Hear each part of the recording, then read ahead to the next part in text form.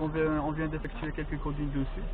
Donc au départ on a commencé par ce qu'on appelle le gear shift, l'indicateur du gear shift. Donc là je démarre la voiture, si je mets en D,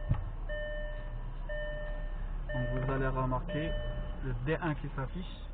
Bien sûr ça se change bien sûr en fonction de la vitesse de la voiture et du rapport que vous aurez par la suite. Ça d'une part. Aussi on a activé ce qu'on appelle ici l'ouverture de confort et la fermeture de confort. Donc vous allez remarquer un petit...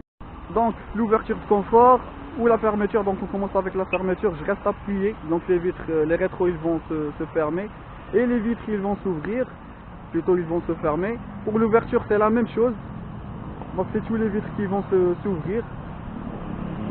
Et toujours avec le petit bip de confirmation sonore. Voilà, je reste appuyé, ça se ferme. Aussi pour quelques gens, on peut trouver que le tailgate, c'est-à-dire la malle, quand on l'ouvre avec la télécommande, donc si on reste appuyé sur la télécommande, elle va s'ouvrir. Mais pour la fermer, il faut appuyer sur le bouton. Alors que là, on a la possibilité même de la fermer avec le bouton comme ça.